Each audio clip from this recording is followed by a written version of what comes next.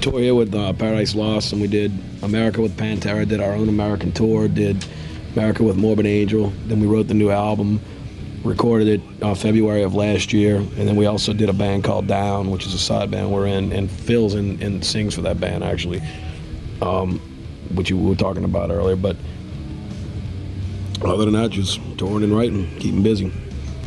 Did you tour with Down at all? Just short, we did a lot of the major markets in America. Like when we played New Orleans, of course, where we're from, we did like Dallas, Milwaukee, Chicago, Cleveland, New York, Detroit, LA, San Francisco, just like the main cities. Just we didn't have time to do anything extensive. Okay. Now you're doing the support act for Napalm Death. The last time you played with Paradise Lost when you were here in Norway. Do you find any differences between those bands' audiences when you play? Just basically, I guess, in general, the Paradise Lost audience is probably a little easier to please because we play probably a closer form of music to their style than what we do to Napalm Death style.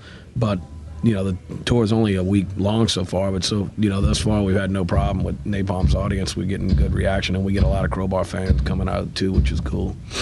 Do you see that, tonight we had a lot of fans in the hall, and, the other night we didn't. Can you see that every night? Yeah, I mean, you can tell, like, from night to night, if it was, you can go by the reaction, you go by T-shirt sales, by how many kids are up front singing your lyrics and stuff. You can kind of judge, how many of the crowd were probably there to see you, And a lot of people come in like both bands, which is cool too, I guess, of course, you're best known in the States. Are you a major act in the States? No, I wouldn't say major act. We're a national act. We tour, we get some of the better clubs, but nah, we're not like a major act at all. Not on a headlining thing, I mean, as far as support, we're like a really good band for packages and stuff like that, but it's like all or nothing in the States. Either you're like Pantera or 98% of the bands, 99% of the bands that play heavy music play the same exact venues as everyone else. It's just not, everybody plays the same places except for a few bands. I mean, obviously Metallica and whatever, Megadeth, Pantera, even bands like Anthrax and stuff are back playing the same type of venues that we do, basically, they're much more popular, but it's just how the scene is there now. Your kind of metal didn't exist just a few years ago. Are you playing today's metal, or is it alternative music that you're playing? What do you think about that? No, it's today's metal, I guess. They don't have regular metal anymore for the most part, like Judas Priest style metal or anything, but that's where a lot of our roots came from. And just if something, America's so trendy that we're not going to change with how they want it. Metal's basically dead there, but we don't want to change our sound just to please the media or please everybody who's a trend followers. We're staying true to what we are. I mean, our roots came in metal, and we just try to take the stuff we grew up on and take it a few steps further, make it more over the top, make it more aggressive and heavier than what the old metal was like. You're now supporting your latest album, Time Heals Nothing, but you've written all the material for the next album. What will the next album sound like compared to the last one? Barry Manilow. Just heavy. I mean, of course, it's still going to sound like Crowbar, but I think it's a little more... broaden our, I don't know, music spectrum, maybe? Yeah, it's kind of branched out on some stuff, and it's heavier. It's more... The sound of the band now, we have our original drummer back, is more raw and wide open sounding than when we first started out. Like the Time Heals Nothing album sounds really good, but it's really clean and, what I'm saying? It's kind of too polished sound, and we want the next one to be really fucking raw and aggressive, make it heavier. Yeah. Once you said that you won't change, but you won't stagnate, have you managed to keep that? We try to. I mean, I think that at a casual listen, I mean, somebody might say, oh, it sounds like the same thing over and over again, but that's the same thing with AC/DC or, bands, Motorhead, bands who are like true to their sound. I mean, we try to stay true to the sound that we do. We don't want to change our sound to please everybody. We play what we play, and we hope that people as you know, like we've always been in it for the long haul. We want to gradually build up people and build a fan following and stay true to the style of music we play. We don't want to be death metal one album and black metal the next and alternative and then punk rock and whatever. Not that people actually do that, but you know what I'm saying? We don't try to, if one certain style of music's popular, well, that's cool, but we still play what we play, you know.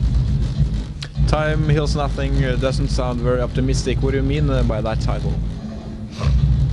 I mean, I guess the title kind of means the lyrics to the song are about a guy I used to play in a band with who killed himself, about how, like, even though it's been like 7 years now since that happened, you know, he was like my best friend and all, even though it's been so many years, it still doesn't heal the fact, you know, of that he's not here. So in some things, like they say, you know, they're saying in America, whatever, time heals everything, you know, don't, you know, but in some instances it doesn't. I mean, it's kind of like a situation like that, you can, if I live to be 80 years old, I'll still be, you know, upset that the dude killed himself. So in certain situations like that, it fits that time does heal nothing, you know. How much has Phils Anselmo meant for Crowbar?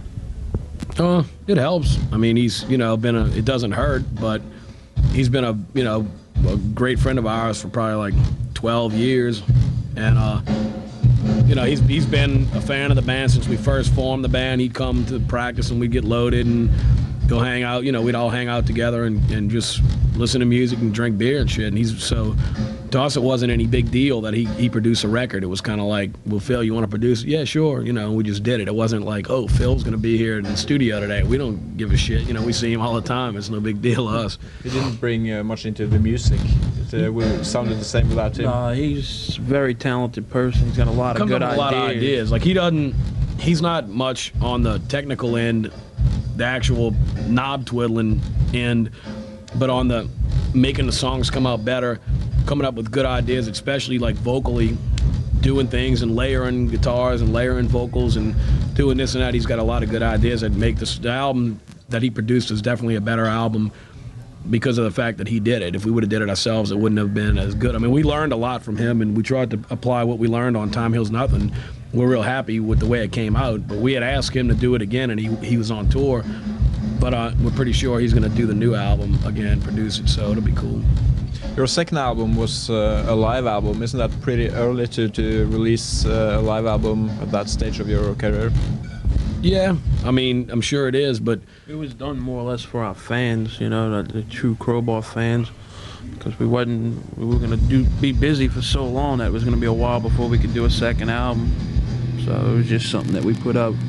Yeah, just please them, have something in the store until they could, you know, hold them over till we could get Time Heals Nothing out.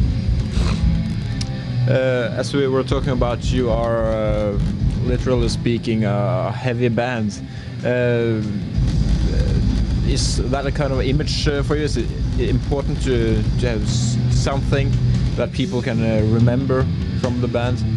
Yeah, just, I mean, when you look at us, we look like we play heavy music. You can tell right away, you know. I mean, like there's certain images that bands have. I mean, you can obviously, by looking at, you know, like a guy in a death metal band or something, you can usually look at the way they dress or, you know, they have long hair, black hair, and this and that. That's part of their image. For us, we don't have any of that. So, you know, the fact, like I said, I mean, we could never get away with playing pop music or anything looking like we look. It's got to be fucking raw and heavy, which is how we look. You know, it's got to sound that way. After your next album, will we see you as a headliner in Norway? Do you think that? Hopefully.